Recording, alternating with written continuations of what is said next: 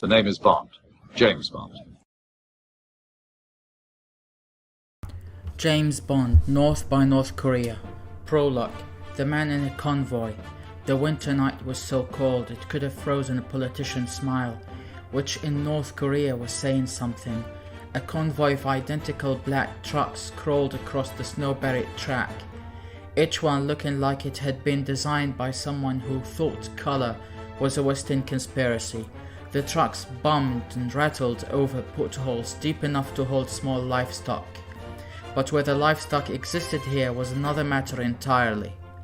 Inside the rearmost truck sat 6 prisoners, chained together in a way that suggested whoever cuffed them had a strong grudge against elbows. One of the prisoners slumped casually, as if on the night bus to Croydon, was James Bond. His papers forged and laminated with a kind of enthusiasm only MI6 interns have said he was Mr. Hunt, a Singaporean arms broker. But Bond suspected the guards already knew he wasn't exactly local. His shoes were too clean, his posture too relaxed, and he had not once praised the Supreme Leader's haircut. That alone made him stand out. One guard eyed him suspiciously, then said something in Korean that Bond's basic language training translated loosely as, "Why is he smirking? Prisoners do not smirk." Bond smirked harder. It was partly nerves, partly habit, and partly because he had just realized the guard's head was both too big and too small at the same time, an impressive feat of millenary incompetence. The truck lurched violently as it hit a ditch, sending every prisoner into the air for a moment like synchronized swimmers who had taken a very wrong turn. Bond landed neatly, of course, while the guard fell into a metal toolbox with a satisfying clang. "Careful," Bond murmured under his breath. "It's icy." He doubted the guard understood the words, but the tone carried, and Bond always enjoyed the little things. Chapter 1. A Quiet Assignment. London was damp. That wasn't news. London was always damp. But this particular morning it seemed to be competing for a world record in soggy misery. Even the pigeons looked like they'd given up for life. Bond stepped into the lobby of MI6, shaking off the grey drizzle. The receptionist, a young man who always looked 2 coffees short of consciousness, gave Bond a polite damp nod.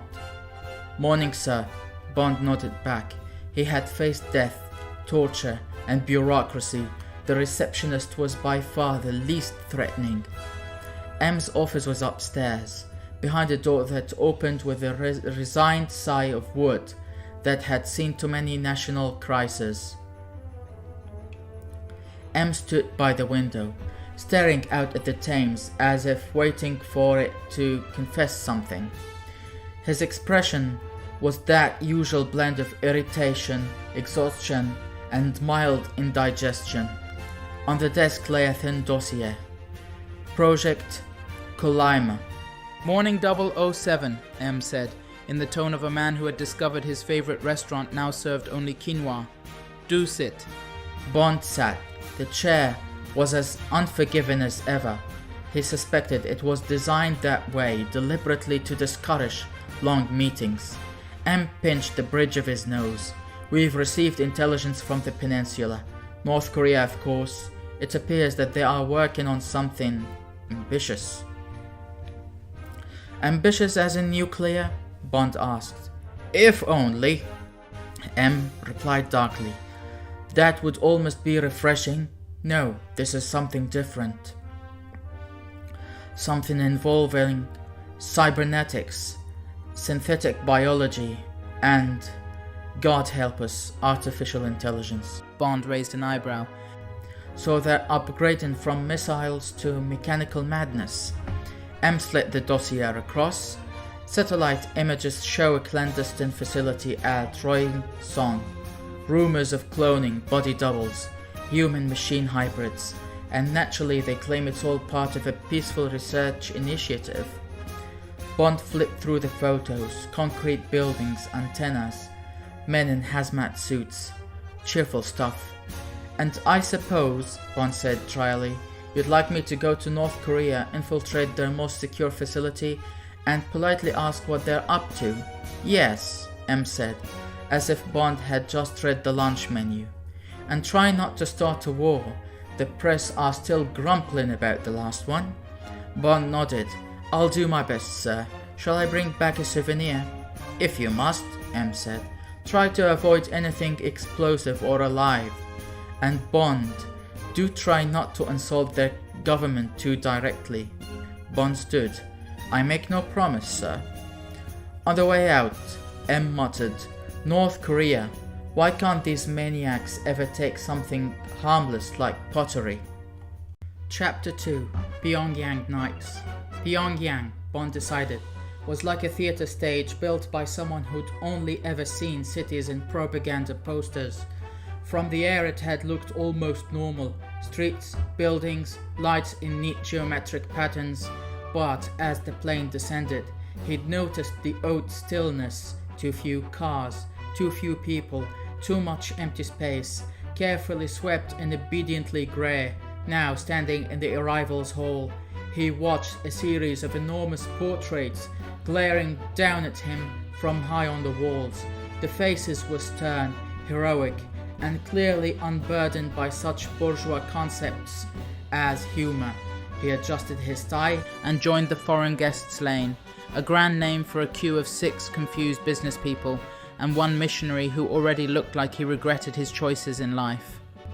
An immigration officer took Bond's passport with a frown deep enough to count as a trench. Mr. Hunt? The man read, as if the letters had personally offended him. Singapore. Bond smiled pleasantly.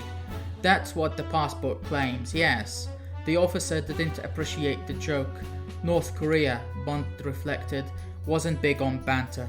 The man inspected every page as though he expected the Queen to leap out of the watermark and denounce Bond as a fraud. Finally, he stamped it with a thought that suggested passive aggression was a national sport. Welcome to the Democratic People's Republic of Korea, the officer intoned, sounding about as welcoming as a malfunctioning guillotine. A minder met him just beyond the baggage carousel, a thin man in a shiny suit that had clearly lost a long, bitter fight with static electricity. I am Mr. Pak. I will be your guide, he announced. We have prepared an itinerary. Bond smiled. How thoughtful. I do enjoy an itinerary. It makes improvisation so much more fun. Pak blinked slowly. Humor flew past him like a stealth bomber. We will show you our Yucha Tower, our Arch of Triumph, our excellent hotel. You will see we are a modern, thriving nation. I can hardly wait, Bond replied. The hotel was a monument to 1970s futurism, the kind of place that might once have been advertised as luxurious before the rest of the planet discovered taste. The revolving door creaked with each rotation, as though it carried the weight of too many broken dreams. In the lobby, enormous chandeliers hung from the ceiling like crystal UFOs. Everything else was beige. Pak checked him in the reception desk, speaking rapidly to the clerk in Korean. Every so often, one of them would glance at Bond with the nervous look of people who'd been given something fragile and highly explosive. Your room is on the 23rd floor, Pak said. You have view of city. Splendid, Bond said. I do like to keep an eye on things. Pak either missed the implication or chose to ignore it. His room was large, cold, and decorated in the brutalist style known as state functionary. Has no feelings. On the wall, a small television was already on, playing a documentary about tractors and smiling workers. Bond left in the way. Somewhere behind the clunky wooden wall unit, a listening device was almost certainly enjoying itself. He unpacked slowly. A few shirts, a dark suit, a slim metal case that would pass for a laptop but wasn't, and a bottle of scotch in a diplomatic bag, marked medical supplies. He sat on the edge of the bed, lit a cigarette, and watched the smoke curl towards the ceiling. His cover story was simple enough. Mr. Hunt, Singaporean arms broker with a reputation for discretion and the love of hard currencies. He was here to discuss navigation chips and industrial-grade processors that just happened to be ideal for missile guidance systems, the kind of thing North Korea adored and the rest of the world frowned at. The hook had already been set. Now he just had to meet the woman who pulled the strings, Dr. Kim Sora.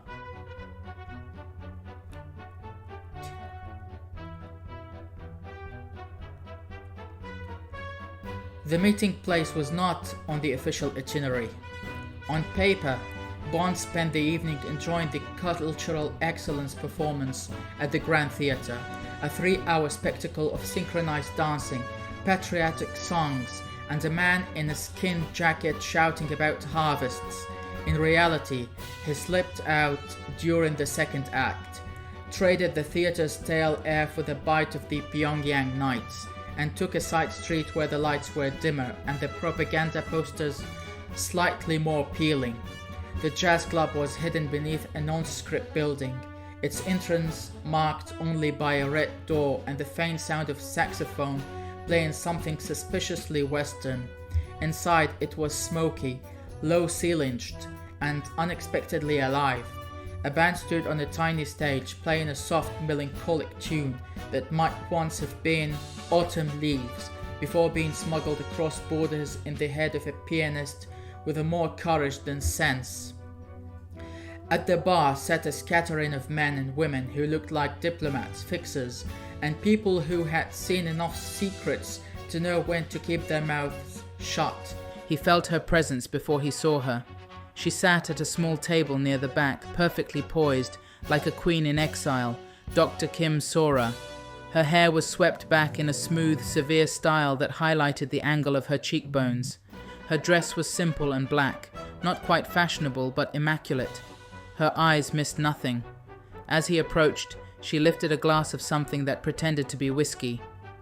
"Mr. Hunt," she said, in an accent touched by Berlin and buried under Pyongyang. "You made it through customs. Congratulations. Many Westerners do not get this far without insulting someone's banner or haircut." "I try to save my insults for special occasions," Bond replied, taking the seat opposite. "Dr. Kim Sora, I presume, or should I say Professor?" "Doctor is fine," she said. "Professor belongs in Germany, along with decent coffee." Her gaze flickered over him quickly, clinically. "You do not look like an arms broker," she said. "You look like a man who's worn a uniform. Navy, I think. The posture is too straight. The shoes are too polished. Also, you ordered whiskey before I sat down.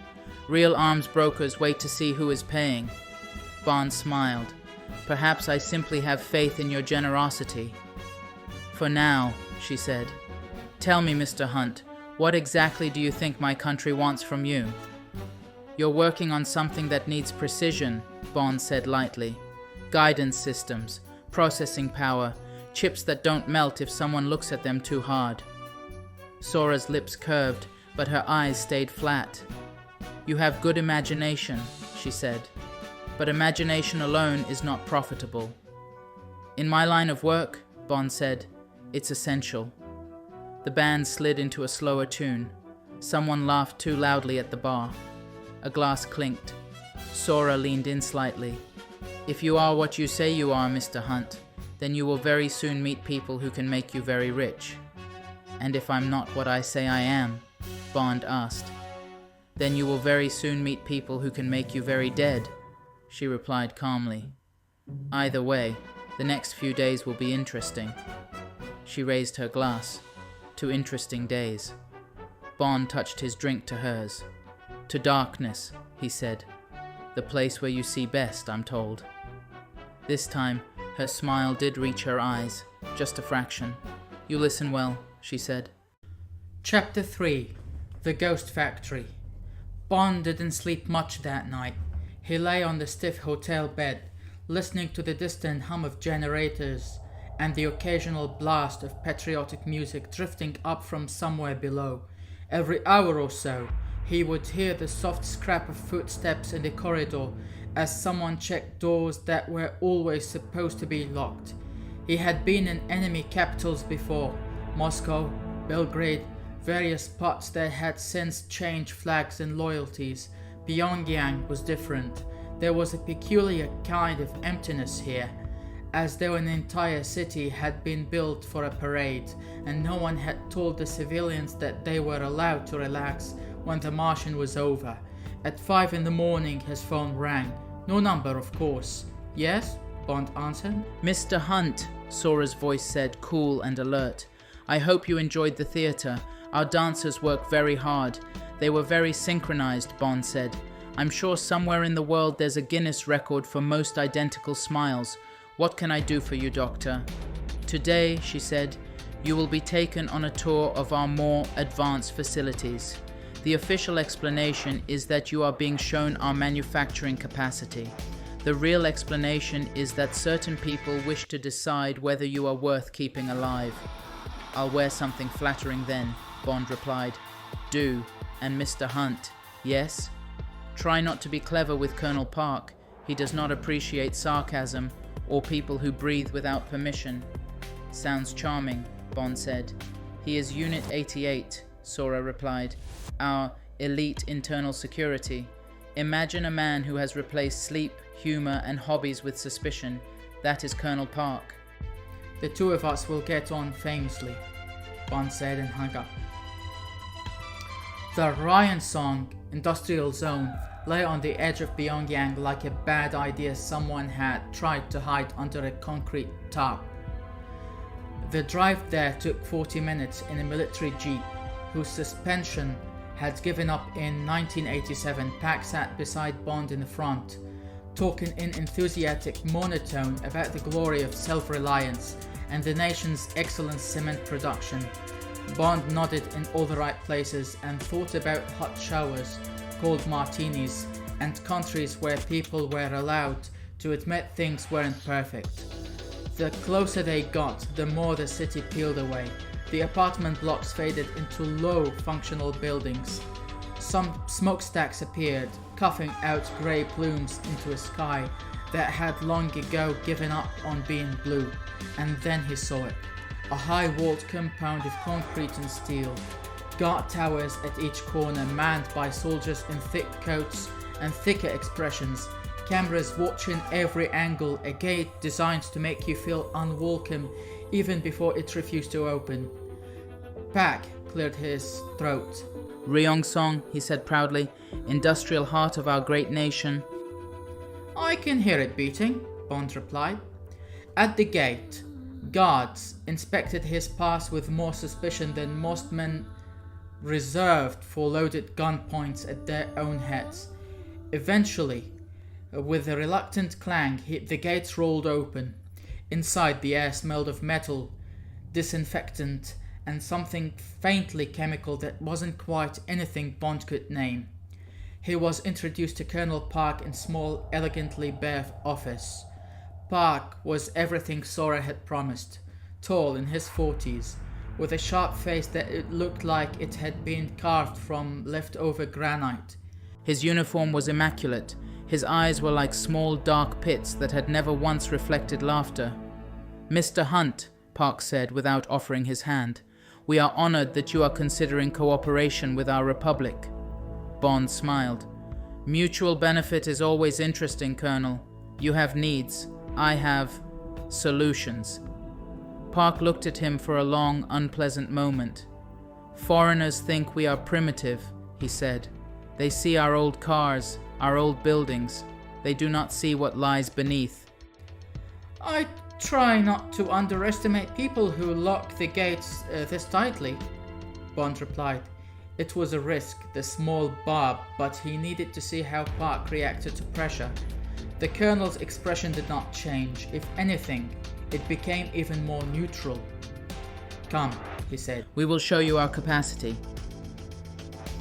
The first part of the tour was designed to impress. Rows of machines, stamping metal parts, workers in overalls, moving with brisk efficiency, rooms full of computers that looked modern enough to frighten at least an average bureaucrat, everything just convincing enough to make a casual visitor nod and say, "Ah yes, industry." Bond played the part. He asked practical questions. He complimented their output. He allowed Park to boast about self-sufficiency. All the while he watched for doors they didn't open, corridors they passed without comment. He noticed a wing with heavier security, an extra keypad on the door, cameras at closer intervals. "What's in there?" Bond asked, in the curious tone of a businessman counting potential profits. "Maintenance," Park said smoothly. "Nothing of interest." Which meant, of course, everything of interest. It was almost an insult. How predictable they were. They broke for a late lunch in a Stark canteen where the food was bland, safe, and entirely forgettable, like the ideology that paid for it. Sora appeared halfway through the meal, sliding into the seat opposite Bond with a tray of soup and rice that she regarded with deep suspicion, as if it had personally offended her. "Enjoying the tour?" she asked lightly. "It's very impressive," Bond said. "I practically liked the part where I didn't see anything that mattered." Park, sitting on table over, was deep in conversation with another officer, but Bond knew better than to assume the man wasn't listening. Sora stirred his soup lazily. "There are 2 hours here. The one you are seen to be given, and the one you will take for yourself." Bond looked at her. "And which tour am I on this afternoon?" Her eyes flicked briefly towards the heavy security wing he'd noticed earlier. "That depends," she said, "on how good you are at not being where you're supposed to be." He finished his rice and smiled. "I've always been very gifted at that." That evening, under cover of a scheduled equipment briefing, Bond slipped away. He moved through a seam of shadow where one camera's arc ended and another's began, a blind spot so small it could only have been designed by a human being who understood that even machines liked a moment off. He palmed a small bypass device onto a keypad and waited. The lock hummed, hesitated, then clicked open with a reluctant sigh. The corridor beyond felt different, colder, quieter. The fluorescent lights hummed like nervous insects. Each door he passed had a designation code instead of a name: C4B9HEX/12. No windows, no sound. Then he heard it, a faint rhythmic beep, the slow exhale of ventilators, the strangled whisper of someone not quite asleep. He opened the door and stepped into the ghost factory. The room was long and white and deeply wrong. Rows of beds lined the walls, each occupied by a figure draped in hospital sheets, men and women with shaved heads. Electrodes taped to their temples, thin tubes snaking into their veins. Their eyes were open but unfocused, somewhere between waking and a chemical dream. Bond moved closer, scanning the hastily translated readouts on the nearby monitors. Neural mapping, synaptic response curves, behavioral pattern overlays. He wasn't a scientist, but he had seen enough strange things in enough underground labs to recognize the tone. They weren't treating these people. They were recording them. At the far end of the room, in a glass cylinder, stood something that wasn't yet a person and wasn't quite a machine. A humanoid frame, artificial muscle fibers coiled under synthetic skin, an artificial chest rising and falling too regular, too perfect. The face was still forming, a mask in progress, but the bones, the structure, were horribly familiar. Bond felt a cold little line of ice slide down his spine. He had seen this face in newspapers, on broadcasts, on posters glaring down at him in the airport with benevolent disdain. It was the supreme leader, or at least it was going to be, a mechanical double, a clone, an undead puppet to walk and talk and smile on behalf of a regime that didn't trust even its own mortality. Bond stared at it, and for once in his life found himself almost speechless. Almost. "I always knew politicians were replaceable," he muttered, "but this seems a bit literal." That was when a door behind him was opened. "Clever," a voice said, but not clever enough. It was Sora. And this time, the gun in her hand was very, very real. Chapter 4. The bathroom incident. She held the pistol in both hands, arms steady, stance solid. Bond turned slowly, raising his hands just enough to show cooperation without admitting defeat. "I suppose," he said mildly, "this isn't the official tour." Her face was unreadable. "You were warned not to be where you are not supposed to be, Mr. Hunt," she said. "You should have listened." "Everyone keeps telling me that," Bond replied. "I really must start keeping a list." For a long moment, they simply looked at each other among the softly beeping machines. He could see the conflict in her eyes. No doubt, not exactly, but fatigue. The weariness of a woman who had bargained with the devil so often she no longer remembered what the original price had been. Finally, she sighed. "I knew you weren't an arms broker," she said. Bond cocked his head. "What gave me away? The suit? The tie? The fact I tipped the barman properly?" "No," she said. "It was the way you watched the room.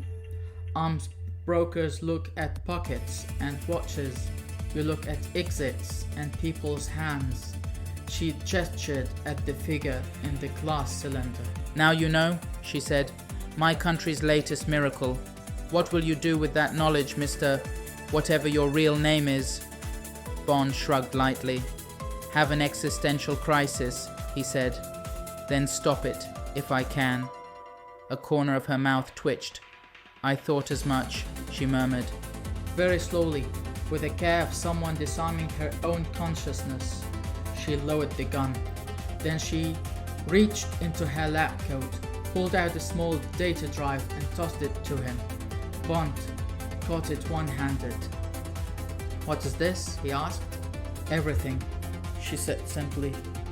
"Design files, command codes, the location of auxiliary labs, enough to cripple the project, if you understand what you're looking at. And you're giving this to a man you believe is a spy," Bond said. "I'm giving it to a man who looked at that thing." She nodded at the half-born double in the tank and didn't smile. For a brief moment there was a quiet, delicate balance between them. Then the alarms began to scream. What happened next was chaos, choreographed by fear and training. Gas poured into the corridor outside, red lights flashed. Somewhere Colonel Park was shouting orders in clipped, furious Korean. Bond grabbed Sora's wrist. "This way," he snapped. They ran down the corridor, past rooms full of humming machines and frozen faces, through a side door that led to a stairwell which clearly hadn't been part of the official plan. He could hear Park's boots ringing on metal somewhere above them. 2 floors down, they burst through another door into a loading area. Trucks, crates, a smell of exhaust and disinfectant. "Over there," Sora gasped, pointing to a narrow corridor leading away from the main bustle. "Service passage. It leads to the outer compound."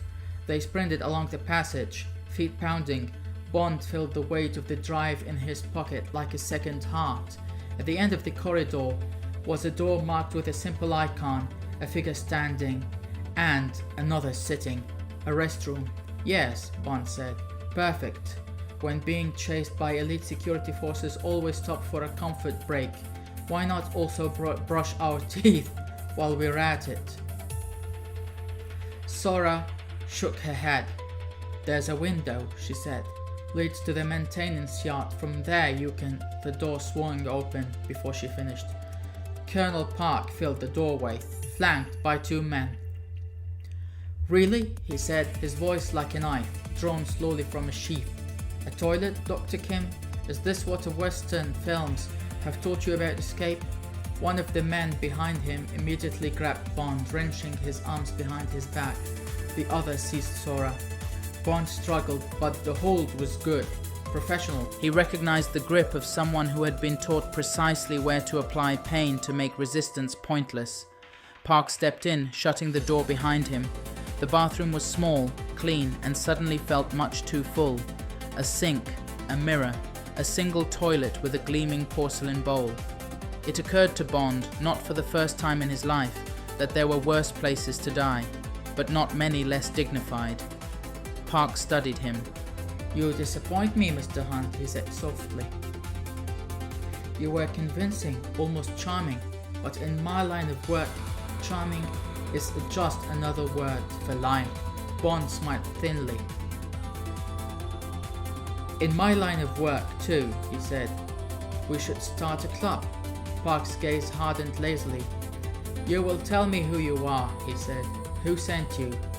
What you've seen, or I will make this room your grave. Do you understand?"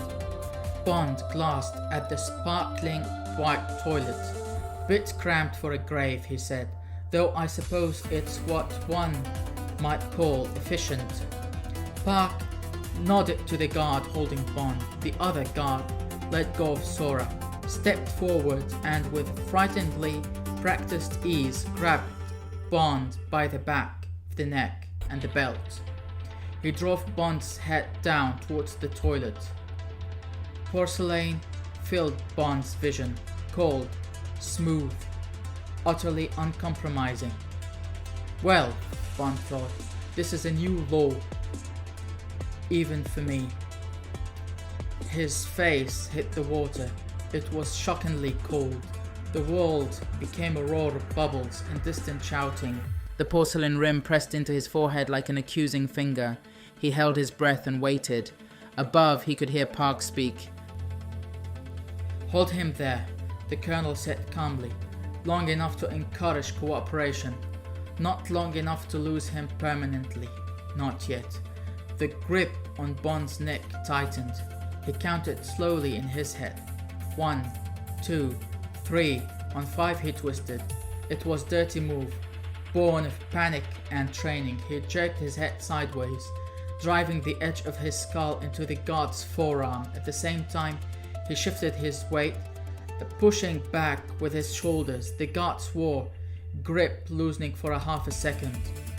Half a second was all Bond ever needed. He tore his head up from the barrel, gasping water streaming down his face, with his arm still pinned behind him by the first guard. He launched himself backward, slamming his full weight into the man's chest. They crashed into the cubicle wall. Something in the guard's ribs made a loud, unpleasant noise. The second guard lunged forward to help, and in that movement Sora acted. She snatched the colonel's sidearms from the holster with surprising speed and jammed it towards the throat. No one moved for a heartbeat. Water dripped from Bond's hair onto the floor with an indecorous plink, plink, plink. Park's eyes burned into Sora. "You will not shoot," he said. "You are loyal." "I'm tired," she said softly, "and those are not the same thing." Bond slammed the heel down onto the instep of a man behind him, then twisted his arm sharply. The guard yelped and let go. In 2 strides, Bond was beside Sora, taking the gun from her and leveling up at Park. "That's better," he said, still breathing hard. "I prefer a more even distribution of firearms." The second guard, clutching his side, glared at him. "You will not escape," Park said. "This is nowhere to go," Bond smiled. "Let's test that theory, shall we?" He moved quickly, shoving Park and the guards back against the wall. He didn't bother killing them. Not here. Not in this ridiculous little room. If he died, he'd rather it not be, with his last view on Earth being a toilet cistern. He grabbed Sora's hand. "Window?" he snapped. She nodded towards the far end of the bathroom, where a small frosted pane of glass sat above head height. "Of course," Bond muttered, "because nothing says subtle escape route like gymnastics." He jumped onto the closed lid of the toilet, which he felt had already played far too big a role in the evening, braced a shoulder under the window frame and shoved. The glass gave way with a creak, showering the maintenance yard outside with small, guilty shards. Cold air hit him like a slap. He turned back to Sora, offering a hand. "Ladies first," he said. "For once," she said dryly, and climbed up. Park shouted something behind them, orders, threats, it didn't matter. The guards scrambled to regain control. Bond hauled himself through the gap after Sora's skin catching on the rough concrete. They landed in the maintenance yard in an ungainly tangle of limbs and indignation. Somewhere an alarm began to wave. Bond pulled Sora to her feet. "Well," he panted, "I think we've outstayed our welcome." "That was a terrible escape," she said, brushing dust from her coat. "Very loud, very messy." "Yes," Bond replied, "but quite memorable." Behind them, in the white-tiled bathroom, Colonel Park glared at the broken window. "I hate toilets," he said quietly, while lighting a surprisingly dry cigarette. Chapter 5, Ice and Fire. The maintenance yard behind Roinson Complex was the kind of place only a bureaucrat could love. Endless grey concrete, stacked crates marked with ominous stencils, and a forklift that looked like it believed in reincarnation and was hoping to return as something less overworked. Bond and Sora darted behind a metal container as the alarms rose to an unholy pitch. Searchlights snapped on, slicing through the dusk like angry divine judgment. "Lovely," Bond muttered. "They've switched to dramatic lightning. How theatrical of them." Sora gave him a look that suggested she hadn't time for his jokes, but appreciated them anyway. "We'll be seen if we stay here," she whispered.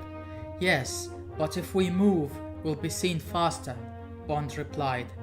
"It's a subtle difference, but an important one."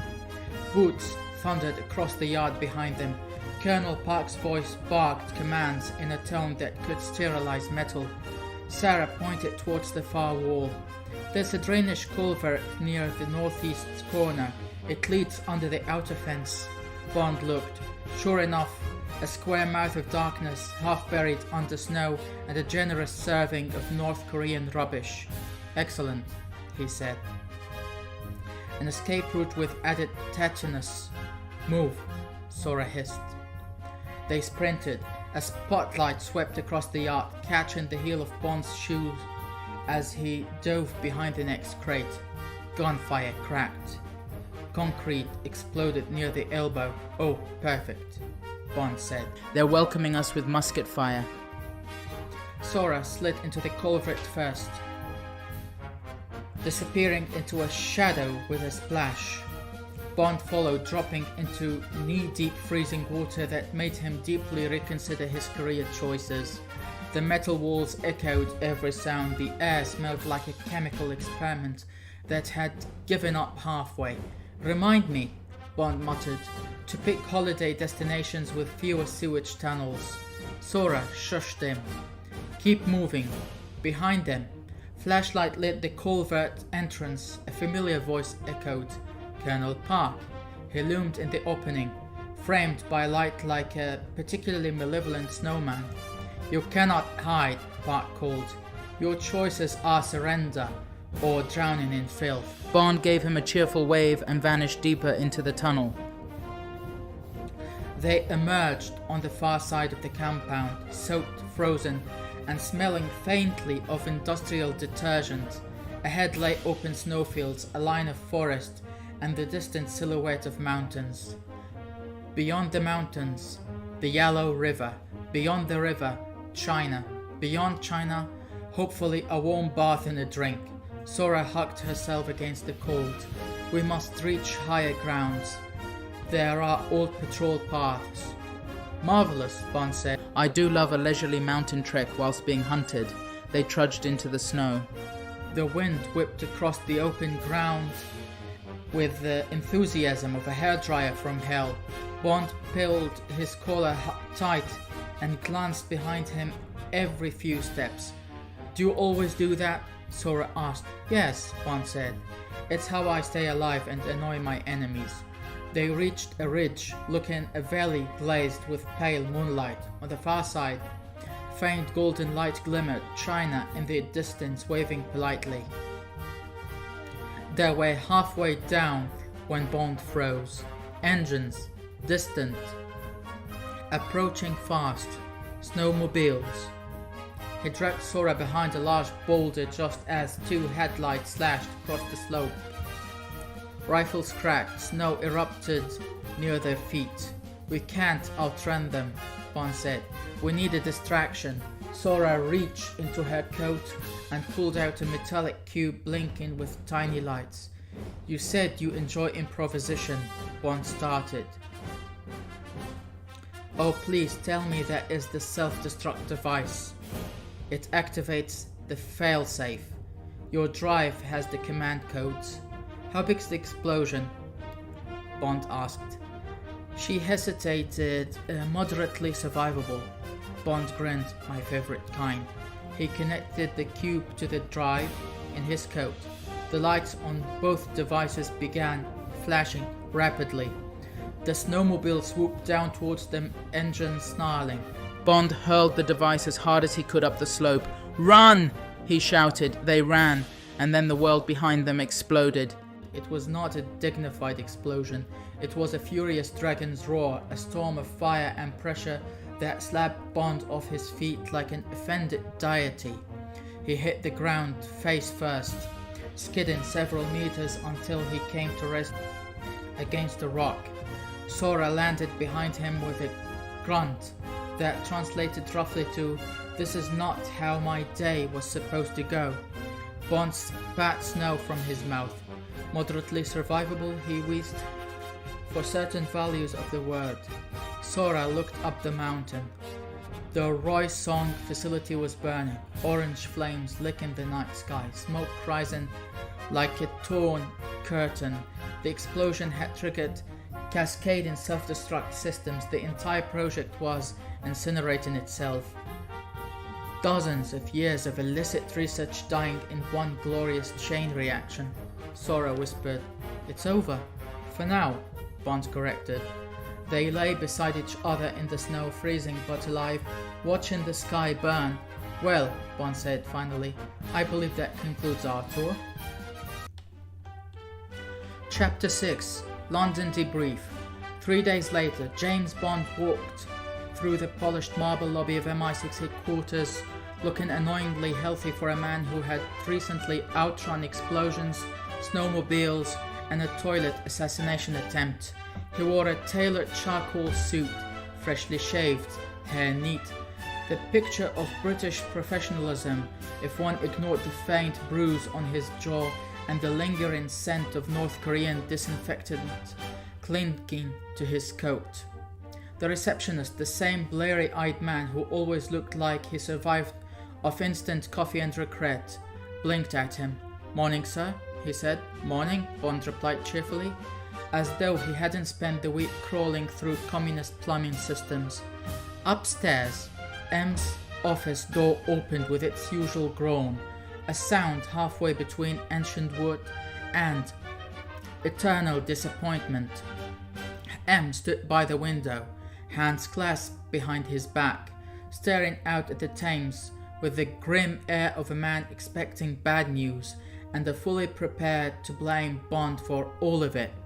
Without turning, M said, Sit down, 007. Bond sat. The chair was stiff enough to qualify as a medieval torture device. He suspected it was chosen solely to discourage lengthy explanations. M finally turned around. You've caused quite a disturbance. Bond arched an eyebrow. You'll have to be more specific. M threw a folder into the desk. It landed with a thought that suggested international scandal. Half a mountain exploded, M said. Half a mountain, Bond. In my defense, Bond replied, it was a very unfriendly mountain. M stared at him with the weary contempt of a man who had long ago given up expecting sanity. Bond lit a cigarette. The Americans are livid, he continued. The South Koreans are nervous. The North Koreans naturally deny everything. According to them, the blast was caused by a celebratory agricultural accident. Bond frowned. Agricultural? Apparently someone dropped a particularly patriotic pumpkin. Bond nodded. Sounds entirely plausible. M pinched the bridge of his nose. It isn't funny, Bond. It was a little funny, sir, Bond said. M didn't agree. He opened the folder. Inside were printouts of intercepted communications, satellite photographs of scorched earth, and schematics Bond recognized from Sora's stolen drive. "Your intelligence was accurate," M said, voice low. "The Roy Song complex housed a cloning and cybernetic augmentation project. They were attempting to create mechanical doubles of the leadership." "Insurance policies?" Bond said. "A backup dictator for rainy days?" "Don't joke," M snapped. "This is serious. Very serious, horrifying even." Bond sighed. "That's why I blew it up." "Yes," M said. "And what a splendid job you did of that. MI6 now has the dubious honor of being responsible for the loudest bang North Korea has suffered since the Cold War." He slumped the folder shut. "Let's talk about Dr. Kim Sora." Bond's expression cooled slightly. "What about her?" M studied him carefully. "Your report says she stayed behind." "She chose to," Bond said. "She said she needed to clean up the mess from the inside." "And you left her there." Bond met M's eyes with the steady calm of a man who had lived through enough to know when not to argue. "She made her choice," he said simply. Said M. "You seem to take that rather personally." "I don't take anything personally," Bond said. M gave him a look that said, "You're full of it," but he didn't pursue it. Instead, he opened another file and placed it in front of Bond. "Your actions destroyed Project Kolyma," M said. "Every backup facility, every data conduit, every synthetic cell cluster. You've dismantled an entire clandestine scientific program with one act." Bond nodded. "I've always liked efficiency," M sighed. "Unfortunately, the Foreign Office would like a word." Bond blinked. "Why?" "They believe you have escalated tensions." Bond spread his hands. "I only escalated the part that was trying to build cyborg dictators." M rubbed his face with both hands. "The international sign for, I want to retire but the universe won't let me." "Bond," he said quietly, "why do these things always happen when I send you abroad?" "It's a gift." M closed the folder with a decisive snap. "You're on leave," he said. "Immediately. Preferably somewhere warm, somewhere without explosive secret police or toilets." Bond stood. "I'll try," he said, "but life is full of surprises." M gave a weary, reluctant nod. "Yes," he said, "and unfortunately they usually follow you." Bond turned to leave. "Oh, and 007, M added. Bond paused. "Do you require medical leave after the toilet incident?" Bond winced. "Please, sir, let's never speak of that again." M nodded soberly. "Agreed." Bond left the office with his usual smooth stride, already thinking about beaches, martinis, and the lovely absence of Colonel Park. Chapter 7. Epilogue. The Man Who Watched the Waves. A week later, James Bond sat on a quiet beach in the South Pacific, a place so idyllic it made postcards feel insecure. The sun hung lazy in the sky. The ocean rolled in gentle, glittering waves. The palm trees swayed with the slow, smug confidence of things that had never heard of North Korea. Bond sat in a low wooden deck chair, ankles crossed, wearing sunglasses, the coast slightly less than a small used car. A tall drink rested in his hand, perfectly cold, perfectly mixed, the nearest thing to therapy MI6 ever provided. He exhaled long and slow. It was the first time in days he didn't feel the phantom cold of Korean snow under his skin, or the faint sense of dread that comes from having your head held in a porcelain bowl by disgruntled communists. A radio sat on a side table, murmuring waves in the background. Reports indicate a minor industrial accident in the DPRK. Officials deny foreign involvement. American intelligence sources express concern. The cause is believed to be faulty machinery. Bond smiled. Yes, he thought. Faulty machinery. That kind that explodes when someone drops a secret self-destruct cube into it. He took a sip of his drink and let the warmth spread through him. The ocean air smelled of salt and distant adventure, not burnt wiring or disinfectant. The sand was warm, not freezing. The only nearby surveillance was a small curious crab, whose loyalties were unclear but probably harmless. For now, he thought of Sora, her voice drifting through the smoke and snow. Her voice calm, intelligent, sharper than any weapon he'd carried. She had chosen to stay in North Korea, chosen duty, guilt, redemption, whatever name she'd given it. Bond respected that, but he also knew what it meant. People like her rarely got happy endings. He lit another cigarette as his mind wandered deeper. He raised his glass quietly in her direction, wherever she was. To impossible women, he murmured, and improbable escapes. He thought of Colonel Park, a man built entirely out of spite, discipline, and antiseptic. Bond wondered if Park had survived the explosion. The colonel seemed like the kind of man who could survive a direct asteroid impact just to file a strongly worded complaint afterwards.